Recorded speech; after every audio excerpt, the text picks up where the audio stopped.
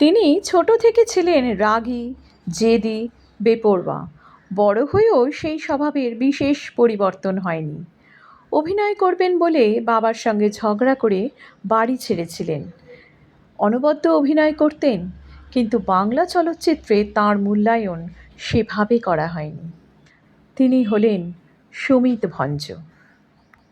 ১৯৪৪ সালের ২রা জানুয়ারি মেদিনীপুরের তমলুক শহরে জন্মগ্রহণ করেছিলেন সুমিত ভঞ্জ। তাঁর ডাকনাম ছিল বুবু। এই বুবু নামেই পরবর্তীকালে তিনি টালিগঞ্জের স্টুডিও পাড়ায় পরিচিত হয়েছিলেন।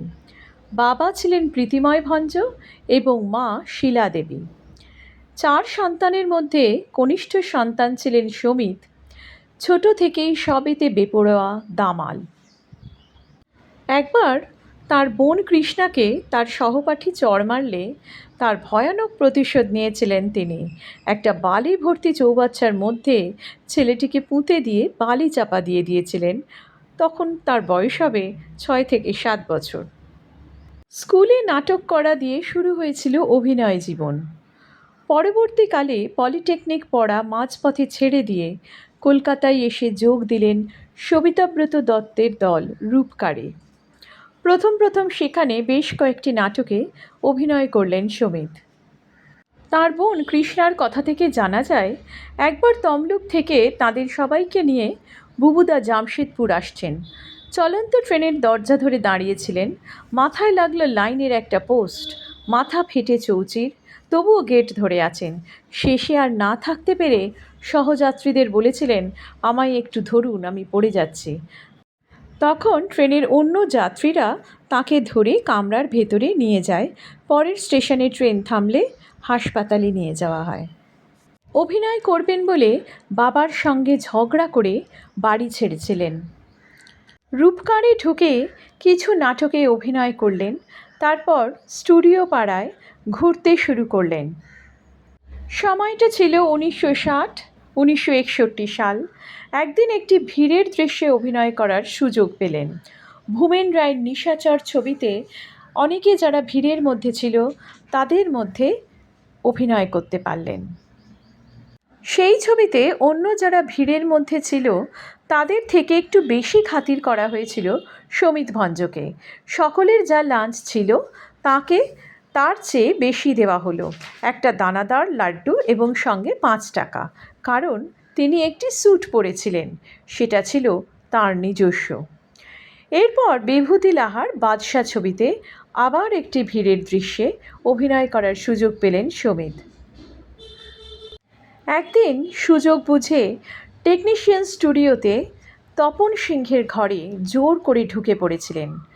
তপন সিংহের সামনে গিয়ে তিনি বললেন, অভিনয় করব, কাজ দিন।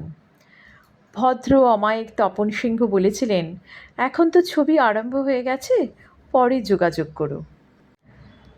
পরিচালক তপন সিংহ তাকে হতাশ করেননি। সুমিত ভঞ্জকে হাটে বাজারের ছবিতে একজন মোটর মেকানিকের চরিত্রে নির্বাচন করেছিলেন।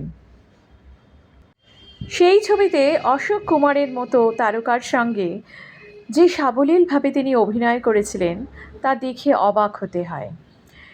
সেইখানে আলাপ হলো ভানু বন্দ্যোপাধ্যায়ের সাথে। সুমিতের চালচুলোহীন অবস্থার কথা জানতে পেরে ভানু বন্দ্যোপাধ্যায় নিজের বাড়ির মেজানাইন ফ্লোরের একটি ঘরে তাঁর থাকার ব্যবস্থা করে দিলেন। কৃতজ্ঞ সুমিত প্রায়ই বলতেন, ভানুদা না থাকলে আমি হয়তো হারিয়েই যেতাম। এই সময় কলকাতা ও তমলুক যাতায়াতের সময় রঞ্জার সঙ্গে গভীর বন্ধুত্ব হয় সুমিত ভঞ্জের। রঞ্জা তখন তমলুক কলেজের ছাত্রী। মেয়েদের হোস্টেলে থাকতেন, যেখানে পুরুষের প্রবেশ একেবারেই নিষিদ্ধ ছিল। কলেজে পড়াকালীন রঞ্জার সঙ্গে সুমিতের বিয়ে হয়ে যায়। সুমিতের বাবা বাধ্য হয়ে সেই বিয়েতে মত দেন। সুমিতের জেদের কাছে হার মানতে বাধ্য হয়েছিল দুই পরিবার। কারণ বিয়ের সময় সুমিত ভঞ্জ ছিলেন সম্পূর্ণ বেকার এবং রঞ্জা কলেজ ছাত্রী। বিয়ের পরে অবশ্য রঞ্জা তার পড়াশোনা কমপ্লিট করে। সেই সময়টা ছিল রঞ্জা এবং সুমিত ভঞ্জের এক অদ্ভুত সংগ্রাম। গড়িয়ার ভাড়া বাড়িতে থেকে রঞ্জা পড়াশোনা করতেন মুরলীধর কলেজে এবং সমিত চলে যেতেন টালিগঞ্জের স্টুডিওয়ে কাজের খোঁজে। এইভাবে প্রায় ৬-৭ বছর প্রচেষ্টা চালিয়ে গেছেন। একদিন সমিত ভঞ্জের সঙ্গে দেখা হলো সাংবাদিক রবি বসুর সাথে। রবি বসু সমিতকে খবর দিলেন, তুই এখানে কি করছিস? তোর তমলুকের বাড়িতে কেদার রাজার শুটিং হচ্ছে। শুটিং স্পট অর্থাৎ সমিত ভঞ্জের পৈতৃক বাড়ি, সেইখানেই উপস্থিত হলেন সমিত ভঞ্জ। তাকে দেখে তপনবাবু বললেন, তুমি এখানে কি করতে এসেছ? সমিত উত্তরে বলেছিলেন, আপনি যে ঘরে বসে আছেন সেটা আমার শোয়ার ঘর। ওরা শুনে চমকে উঠলেন। কেদার রাজাই সমিতের জন্য পুলিশ ইন্সপেক্টরের চরিত্র দিলেন পরিচালক। তারপর পরিচালক তপন সিংহ সমিতকে এবং স্বরূপ দত্তকে বেছে নিলেন মুখ্য দুই চরিত্রে আপনজন ছবিতে। আপনজন ছবিতে অভিনয় করতে গিয়ে রবি ও ছেনো এই দুই চরিত্রে অভিনয় করেছিলেন সমিত ভঞ্জ এবং স্বরূপ দত্ত। তাদের মধ্যে গভীর বন্ধুত্ব হয়েছিল, যা জীবনের শেষ দিন পর্যন্ত বজায় ছিল। বাংলা চলচ্চিত্রের ইতিহাসে ছেনো চরিত্রটি একটি আইকনিক চরিত্র। ছবিটি অত্যন্ত জনপ্রিয় হয়েছিল, তবুও ছবির জনপ্রিয়তা তার ভাগ্যকে পরিবর্তন করতে পারেনি। আপনজন করার পরেও সমিত ভঞ্জকে প্রচুর সংগ্রাম করতে হয়েছে। সমিত ভঞ্জের কথা থেকে জানা যায় যে ছবিটা জনপ্রিয় হয়েছিল, তার ফলে তিনি যেখানেই যেতেন পাবলিক ঘিরে ধরতেন, কিন্তু তার হাতে কাজ নেই। সমস্যা হয়েছিল, তিনি বেশি বাসে ট্রামে ঘুরে বেড়াতে পারতেন না, দেখলেই পাবলিক ছুটে আসতো। তাকে বাধ্য হয়ে তখন ট্যাক্সি ধরতে হতো, অথচ ট্যাক্সি তখন তার কাছে খুবই খরচ সাপেক্ষ। তারপর অভিনয় করলেন শচীন অধিকারীর শপথ নিলাম ছবিতে বিপ্লবী শহীদ দীনেশ মজুমদারের চরিত্রে। সেই ছবিতে অভিনয় করার সময় একদিন রবি ঘোষ তাকে খবর দিলেন সত্যজিৎ রায় সমিত ভঞ্জকে খুঁজছেন। তিনি সুযোগ পেলেন সত্যজিৎ রায় পরিচালিত অরণ্যের দিনরাত্রি ছবিতে। সেই ছবিতে হরির চরিত্রে অনবদ্য অভিনয় করলেন। তার ভাগ্যের চাকা ঘুরে গেল। ছবিটি মুক্তি পেয়েছিল 1970 সালে। তারপর টানা 1975 সাল পর্যন্ত তিনি একে একে তপন সিংহের হারমোনিয়াম, সবুজ দ্বীপের রাজা, দীনেন গুপ্তর প্রথম প্রতিশ্রুতি, তরুণ মজুমদারের ফুলেশ্বরী, গণদেবতা, বুদ্ধদেব দাশগুপ্তর ফেরা, পাশাপাশি হিন্দি ছবির জগতেও পা রেখেছিলেন। ঋষিকেশ মুখার্জির হিন্দি ছবি গুড্ডি দিয়ে অন্য এক সমিতকে দর্শকরা চিনলেন। তারপর আরও 3টি হিন্দি ছবিতে সমিত ভঞ্জ কাজ করেছিলেন। তমলুক থেকে পুরো পরিবারকে নিয়ে চলে এলেন কলকাতার ইন্দ্রাণী পার্কের বাড়িতে। জমিয়ে হুল্লোড় করতে ভালোবাসতেন আর ভীষণভাবে ভোজন রসিক ছিলেন। অন্যান্য অভিনেতাদের মতো চেহারা ঠিক রাখার জন্য খাওয়া দাওয়ায় কোনোদিনই কৃপণতা করেননি। জীবনকে উপভোগ করতে ভালোবাসতেন। নিজে যেমন খেতে ভালোবাসতেন, তেমন অন্যদের নিজে হাতে রান্না করে খাওয়াতেও ভালোবাসতেন। তিনি যেন বাস্তবের ভজহরি মান্না ছিলেন। তাঁর 3 কন্যা সন্তান, তাদের কথায় জানা যায় তাদের বাবা ভীষণ ফ্যামিলি ম্যান ছিলেন। কাজ হয়ে গেলেই বাড়ি ফিরে আসতেন, যত আড্ডা তা হবে বাড়িতে। 1995 সালে তাঁর মুক্তিপ্রাপ্ত 2টি ছবি প্রতিধ্বনি ও মোহিনী।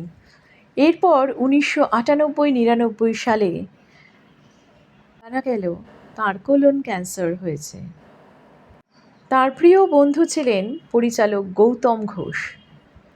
খুব ইচ্ছে ছিল গৌতম ঘোষের কোনো ছবিতে অভিনয় করার। গৌতম ঘোষ অরণ্যের দিনরাত্রির সিকুয়েল করবেন বলে ঠিক করেছিলেন আবার অরণ্যে। যখন অসুস্থ সমিত ভঞ্জকে অভিনয় করার প্রস্তাব দিয়েছিলেন, তখন সমিত ভঞ্জ বলেছিলেন অভিনয় করবেন। অনবদ্য অভিনয় করেছিলেন তিনি। শুটিংয়ে বুঝতেই দেননি যে তিনি কতটা অসুস্থ ছিলেন। সত্যজিৎ রায়ের ছবিতে যে হরিকে আমরা দেখেছিলাম প্রাণবন্ত দুর্বার, সেই হরি গৌতমের ছবিতে এসে অরণ্যের পথে হাঁটতে হাঁটতে বলছেন, এখন আমার এক পা সংসারে আর এক পা শ্মশানে। শর্মিলা ঠাকুরের সাথে শট দিয়েছিলেন, সংলাপ ছিল, সব থাকবে, শুধু আমি থাকব না। এই শটটি শেষ হওয়ার পর ইউনিটের সকলে কেঁদেছিলেন। ছবির প্রথম প্রিন্ট তিনি দেখে যেতে পেরেছিলেন। 2003 সালে 24শে জুলাই পরলোক গমন করলেন সুমিত ভঞ্জ। রেখে গেলেন বাংলা ছবির দর্শকদের জন্য কিছু অসাধারণ চরিত্র, অসাধারণ অভিনয়। মৃত্যু পথযাত্রী হয়েও তাঁর মর্মস্পর্শী অভিনয়ের মাধ্যমে হরি চরিত্রটিকে জীবন্ত করে দিয়ে গেলেন। বাংলা ছবির দর্শক বুঝেছিল কতটা ইচ্ছাশক্তি থাকলে এমন সুমিত ভঞ্জ হওয়া যায়। তিনি হারতে শেখেননি, যন্ত্রণাকে জয় করে তিনি দর্শকদের উপহার দিয়েছেন অনবদ্য অভিনয়।